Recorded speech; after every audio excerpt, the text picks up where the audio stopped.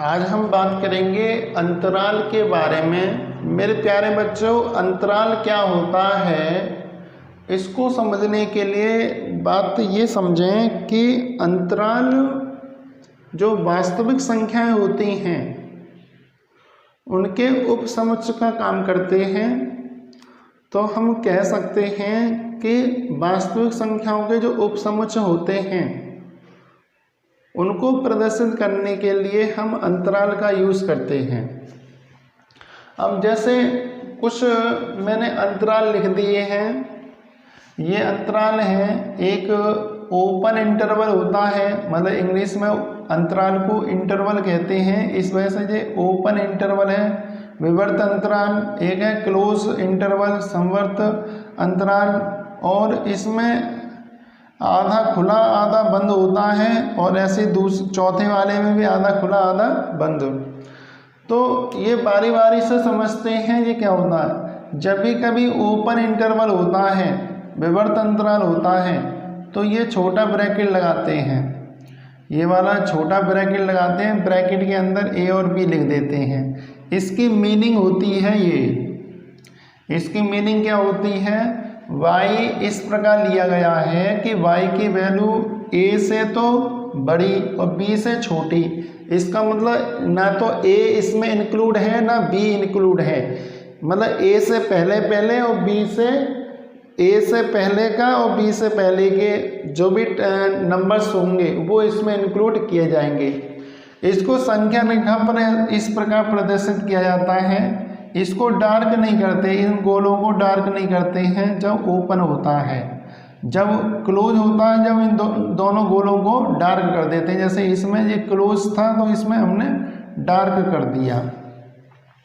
तो अब दूसरा जो इंटरवल है वो हमारा कौन सा है, क्लोज इंटरवल है, संवर्त अंतराल है। संवर्त अंतराल में क्या होता है कि बड़ा ब्रैकेट लगाते हैं ये, और बड़े ब्रैकेट के अंदर ए और बी लेते हैं। अब ए और बी लेने के बाद इसको कैसे प्रदर्शित करते हैं, क्योंकि अब इसमें बड़ा अंतराल लिया गया, मतलब क्लोज इंटरवल लिया गया है, तो क्लोज में क्या करते हैं कि ए और बी दोनों को शामिल कर लेते हैं।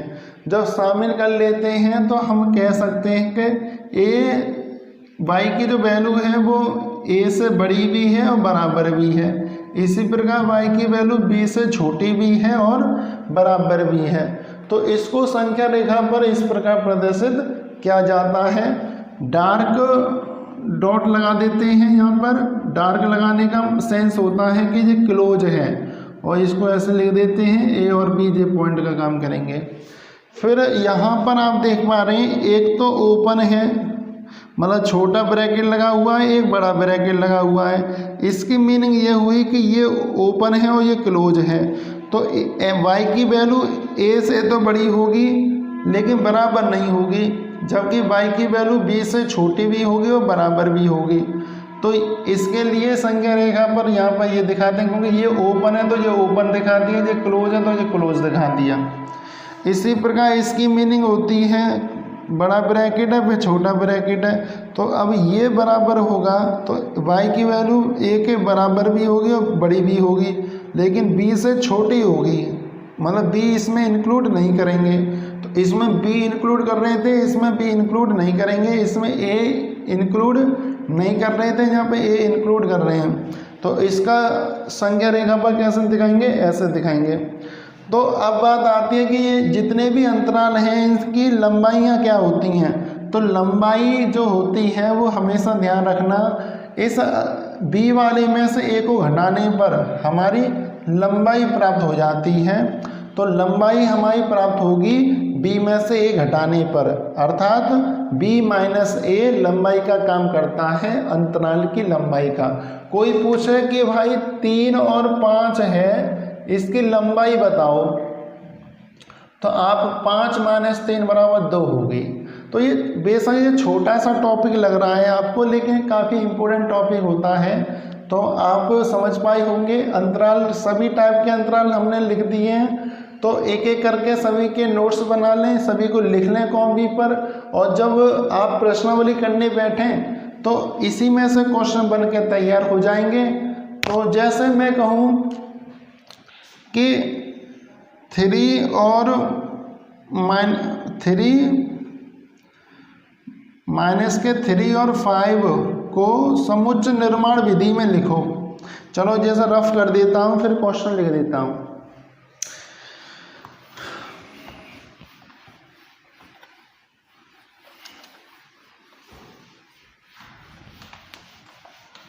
जैसे क्वेश्चन है कि कोई अंतराल दिया हुआ है हमें, अंतराल है, ये अंतराल है -3 और 5। तो सबसे पहले हमें ये देखना होता है कि ये दोनों कौन सा ब्रैकेट लगा हुआ है। तो आप देख पा रहे हैं कि इसमें बड़ा ब्रैकेट है। बड़ा ब्रैकेट जब होता है तो क्या होता है, क्लोज होता है, क्लोज होता है। तो इसको समुच्चय निर्माण विधि में लिखोगे कैसे, x सच दैट x की वैल्यू 5 से छोटी और बराबर, -3 से बड़ी और बराबर, और इसको ये करली ब्रैकेट में बंद कर देते हैं। तो ये इस अंतराल का समुच्चय निर्माण विधि में हम इस प्रकार लिखते हैं। तो इसको हम ये लिख सकते हैं और इसको हम ये लिख सकते हैं। जैसे कोई समुच्चय निर्माण विधि में दे दिया किसी ने सवाल कि भाई x such that x belongs to real number, और x की जो वैल्यू है वो हमारी आ रही है 7 से छोटी और बराबर और -5 से बड़ी। तो इसको अंतराल रूप में लिखो। तो सीधी सी बात है कि यहाँ पर बराबर नहीं है तो जो छोटा ब्रैकेट लग जाएगा। तो 5 और ये 7 और ये वहाँ पे बड़ा ब्रैकेट। तो ये मीनिंग समझ पाए होंगे। तो इसी टाइप के क्वेश्चन भी आ जाते हैं। तो आई होप आपको अंतराल भी समझ में आया होगा, इंटरवल भी समझ में आया होगा। आगे नेक्स्ट पॉइंट पर बात करते हैं, घात समुच्चय क्या होता है। तो घात समुच्चय पावर सेट,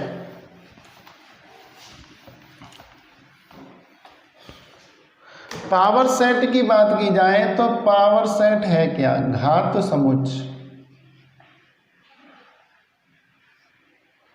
घात समुच्चय मेरे प्यारे बच्चों, घात समुच्चय जो होता है, पावर सेट जिसे इंग्लिश में पावर सेट कहते हैं, इसका मीनिंग ये होता है कि किसी भी समुच्चय के यदि सभी अवयव लेकर एक समुच्चय बना लिया जाए।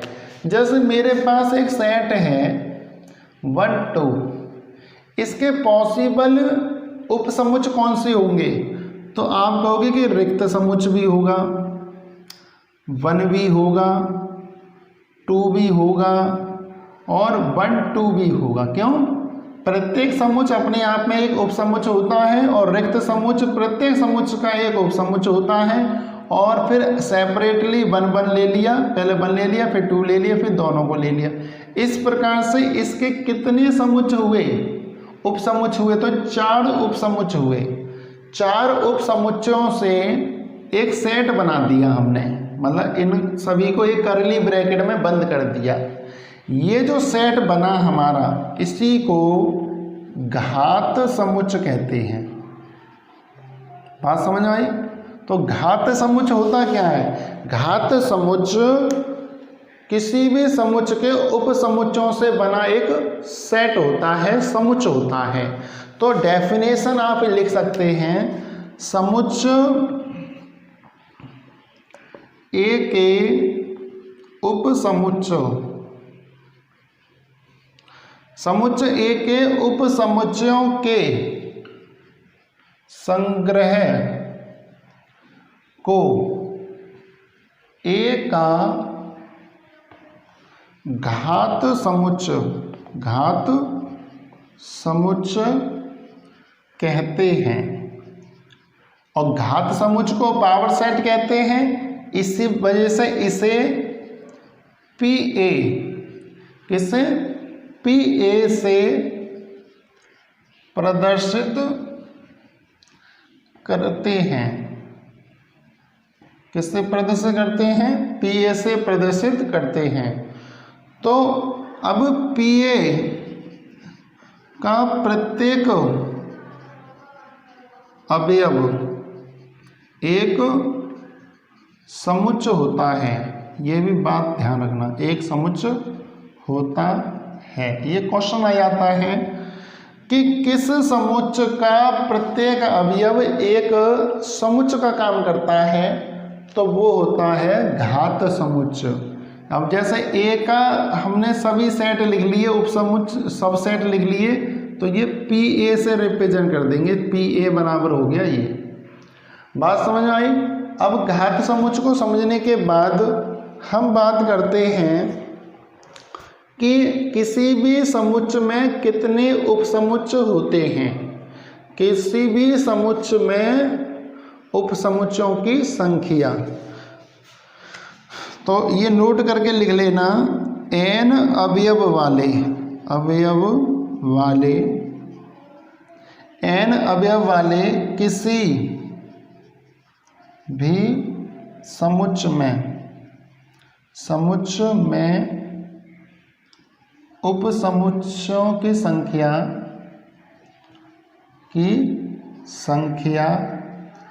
वो कितनी होती है, 2 की पावर n होती है। तो ये नोट करके लिख लेना, बहुत इंपॉर्टेंट पॉइंट है, एक एक नंबर में ये आ जाते हैं। क्या n अवयव वाले किसी भी समुच्चय में n अवयव हैं, तो उसमें उपसमुच्चयों की संख्या कितनी होगी, 2 की पावर n होगी। मेरे प्यारे बच्चों, जैसे इसी को चेक कर लेते हैं, इसमें अवयवों की संख्या कितनी है कि 2 है, तो 2 है तो उपसमुच्चयों की संख्या कितनी होगी, 2 की पावर 2, तो 4। बताओ 4 आए थे कि नहीं आए थे, सही आए थे। इसी प्रकार एक मेरे पास सेट है AEIOU, वोवेल्स का सेट है, तो उपसमुच्चय कितने बनेंगे, तो 2 की पावर n कितना है, 1 2 3 4 5, इसका मतलब 5 है, तो 2 की पावर कितना हो जाएगा, 2 की पावर 5 की वैल्यू कितनी होती है, 32। इसका मतलब उपसमुच्चय कितने होंगे, उपसमुच्चय होंगे 32। तो ये समझ पाए होंगे कि घात क्या होता है और उपसमुच्चयों की संख्या कैसे निकालते हैं।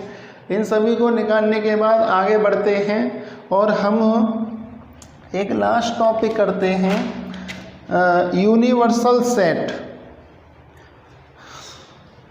तो यूनिवर्सल सेट क्या होता है,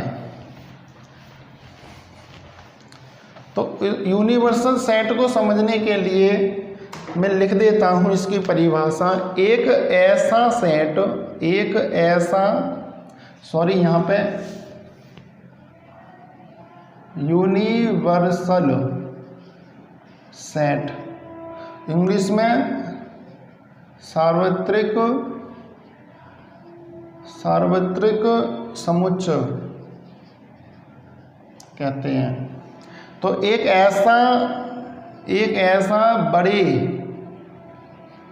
बड़े से बड़ा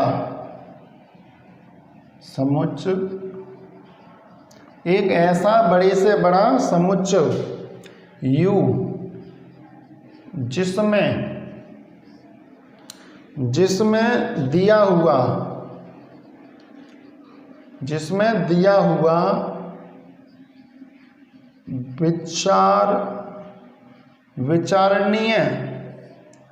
विचारणीय समुच्चय एक उपसमुच्चय हो, तो इसे U से निरूपित करते हैं। तो कहने का मतलब ये हुआ कि एक ऐसा बड़े से बड़ा समुच्चय U जिसमें दिया हुआ विचारणीय समुच्चय A हो, A एक उपसमुच्चय हो, मतलब जिस समुच्चय का हम विचार कर रहे हैं वह समुच्चय एक बड़े से बड़े समुच्चय का क्या हो, उपसमुच्चय हो, तो हम कहते हैं उसे U से निरूपित करते हैं। जैसे सभी पूर्णांक का समुच्चय, सभी पूर्णांकों का समुच्चय जैसे ये है -4, -3, -1, -2, -1, 0, 1, 2, 3 और 4। विषम पूर्णांक के समुच्चय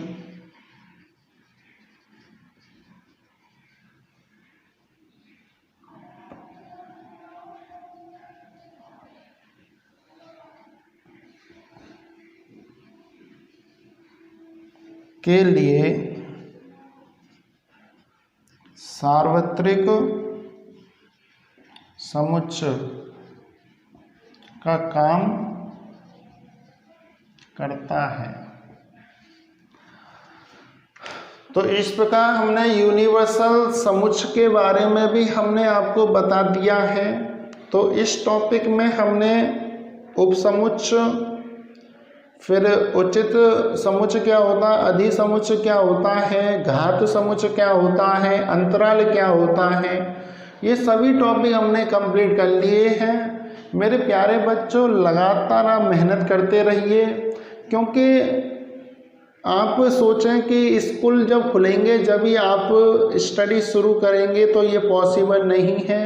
कोविड-19 के सभी शिकार होते चले जा रहे हैं। सिस्टम इतना गड़बड़ हो गया है कि लगातार मृत्यु दर बढ़ती चली जा रही है।